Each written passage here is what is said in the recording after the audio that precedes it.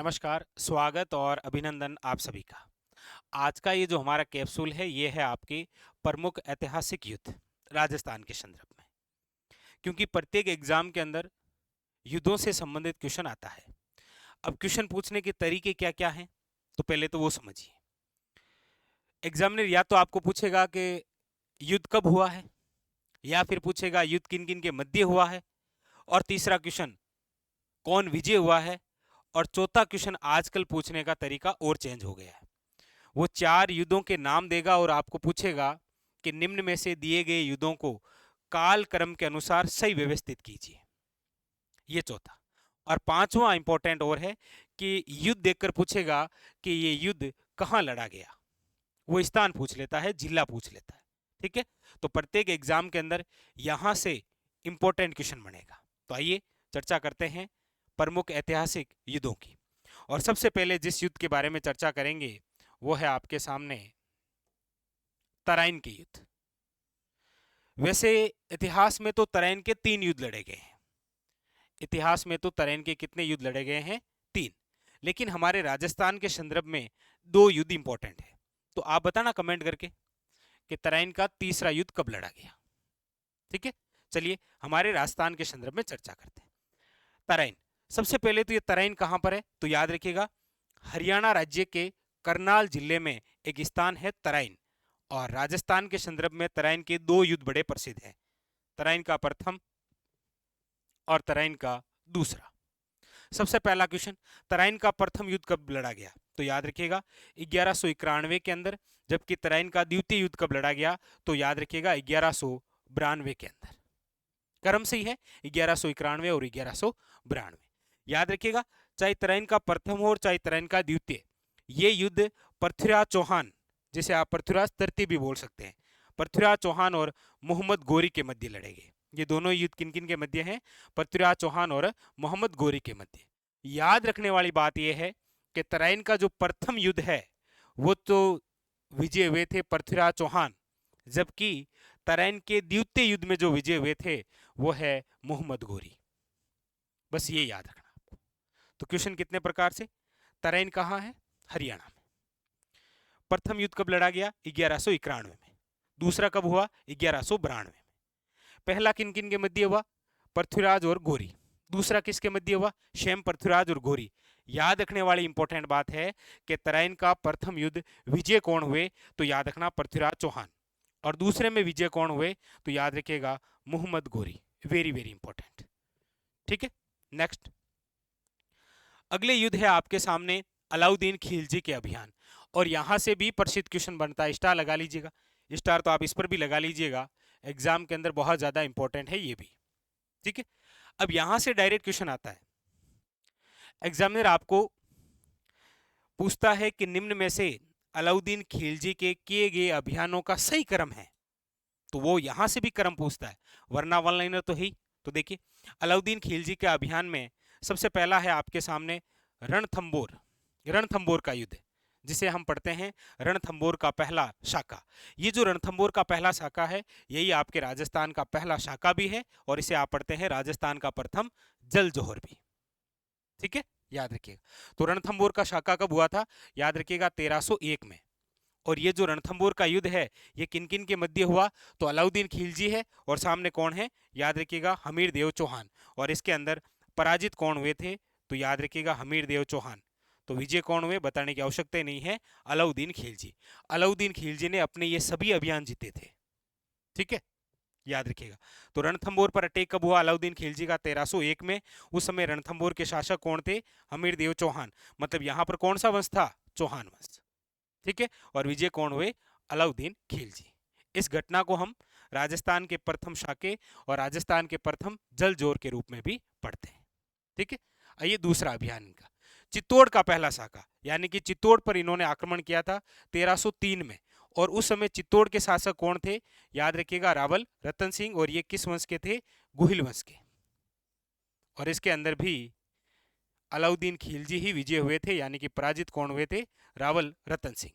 यहां पर एक बात आपको याद रखना है कि इन्होंने चित्तौड़ का नाम बदल दिया था, और चित्तौड़ का नाम बदलकर इन्होंने कर दिया था खिजराबाद।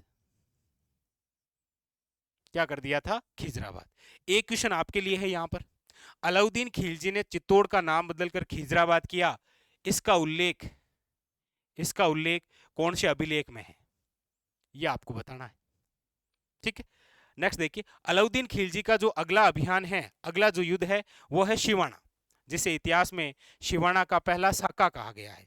ये कब हुआ था, तो 1308 के अंदर, और शिवाना के शासक कौन थे, याद रखिएगा शीतल देव। अलाउद्दीन खिलजी ही क्या होते हैं, विजय होते हैं, और शिवाना का नाम बदलकर क्या कर देते हैं, याद रखिएगा खेराबाद। शिवाना का नाम बदलकर इन्होंने क्या कर दिया था, याद रखिएगा खेराबाद। इनका अगला अभियान है जालोर, तो इसे इतिहास में हम पढ़ते हैं, जालोर का पहला शाखा कब हुआ था, 1311 के अंदर, और उस समय जालोर के शासक कौन थे, याद रखिएगा कहनर देव सोनगरा।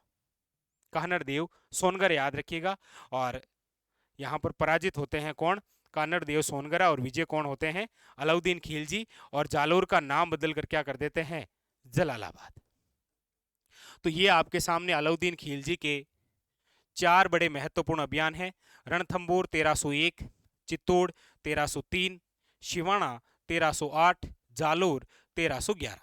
जालोर का जलालाबाद, शिवाना का खेराबाद, और चित्तौड़ का खिजराबाद। रणथंबोर के शासक हमीरदेव चौहान, चित्तौड़ के थे रावल रतन सिंह, शिवाना के थे शीतल देव, और जालोर के थे कानर देव सोनगरा। क्वेश्चन चाहे कैसे भी पूछे, नाम किसका बदला, क्या किया, कब हुआ ये, और उस समय यहाँ के शासक कौन थे, तो यहाँ से भी अच्छा क्वेश्चन बनता है। ठीक है, चलिए नेक्स्ट। आगे है आपके सामने राणा कुंभा से संबंधित युद्ध। राणा कुंभा, आप सब जानते हैं कि ये इतिहास के वह शासक हैं जिनको सर्वाधिक उपाधियों से नवाजा गया है। ठीक है, लेकिन 2 युद्ध बड़े इंपॉर्टेंट है। एक तो है आपके सामने सारंगपुर का युद्ध। पहला ही क्वेश्चन है कि सर सारंगपुर कहाँ है, तो आप सब जानते हैं कि सारंगपुर जो स्थान है वो है आपके एमपी में। तो पहला क्वेश्चन है कि सारंगपुर का युद्ध कब हुआ, कई एग्जाम के अंदर पूछा गया है 1437 में। लेकिन यहां पर एक बात आपको याद रखनी है, वीर विनोद ग्रंथ है जिसके लेखक हैं श्यामल दास दतीवाड़िया, पूरा नाम कविराज श्यामल दास दतीवाड़िया।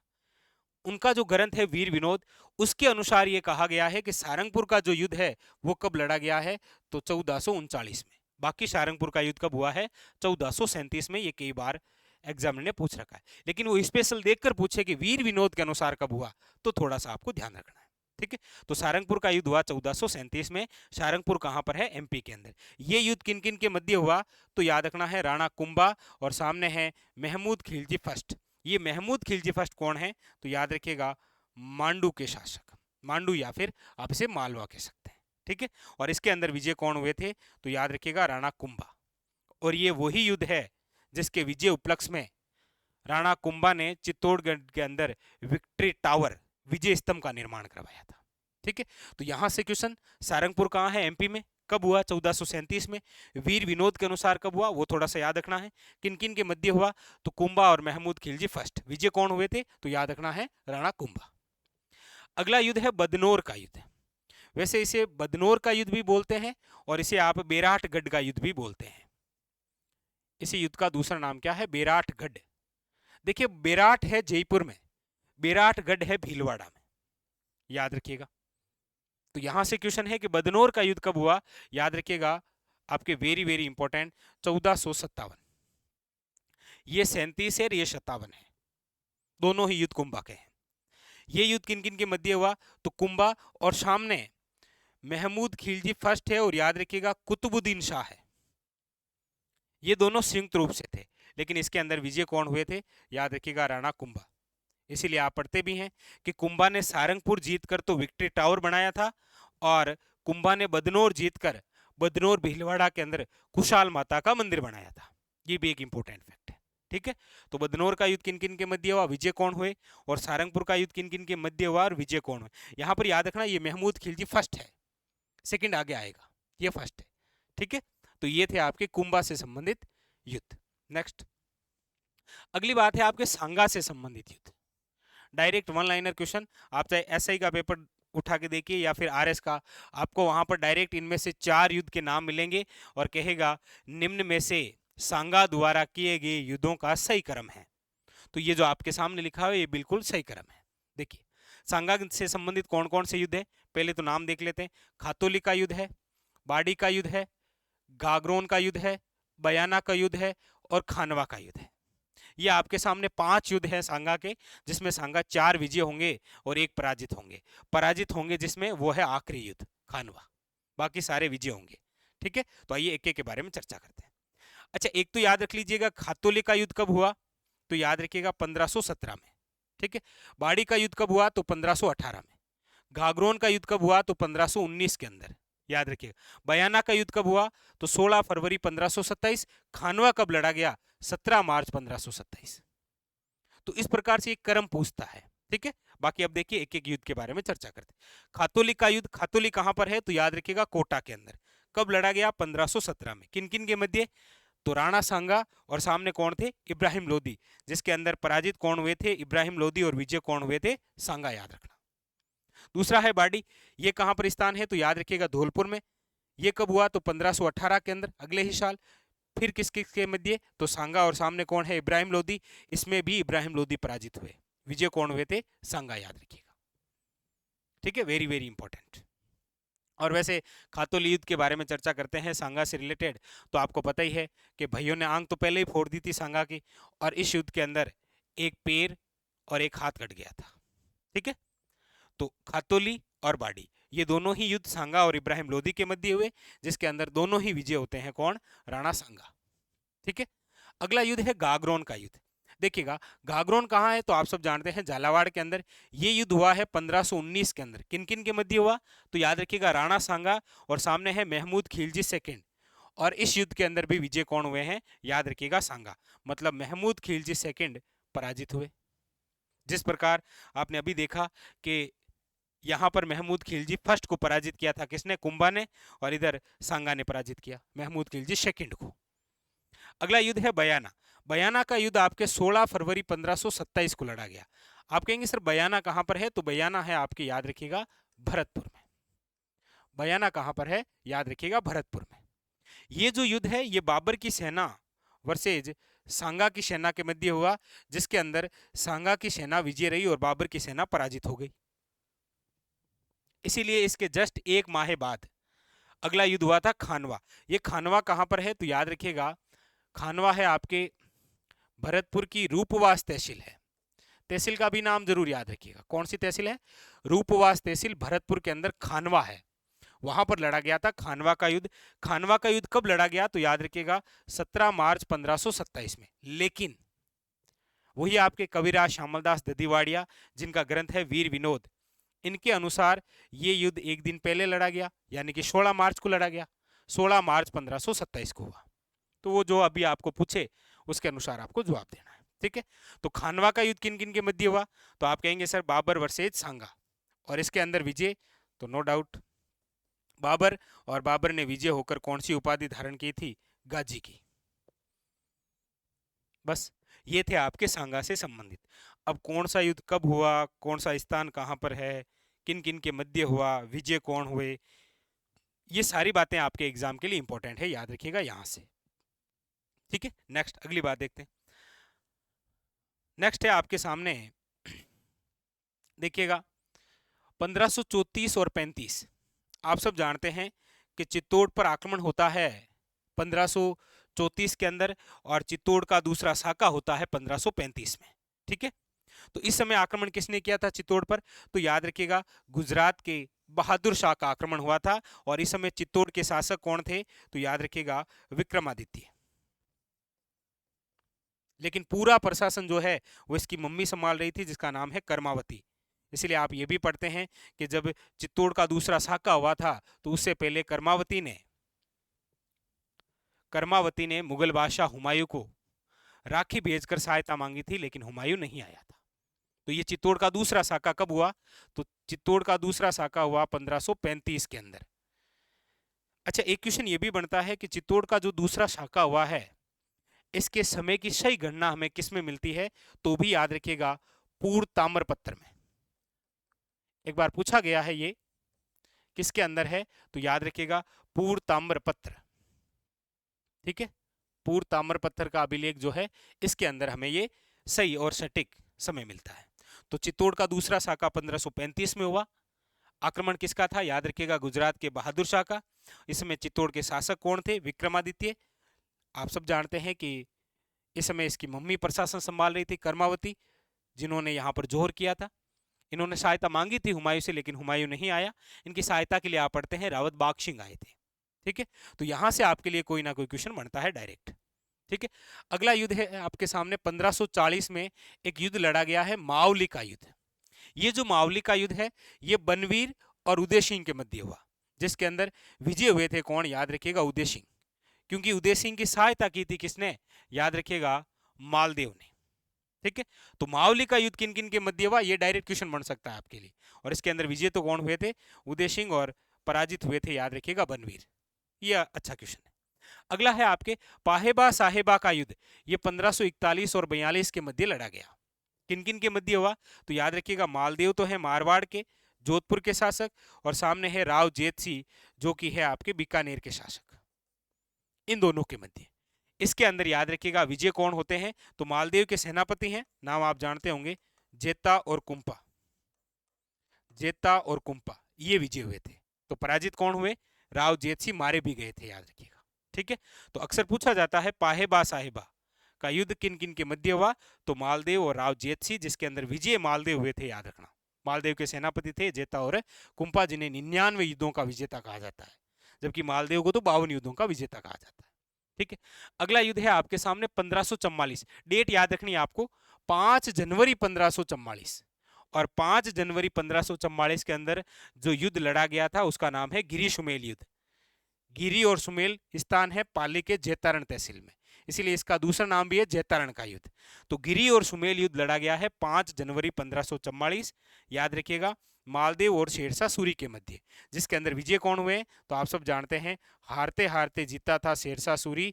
इसीलिए शेरशाह सूरी ने कहा था कि मैं मुट्ठी भर बाजरे खातिर हिंदुस्तान की बादशाहत खो देता।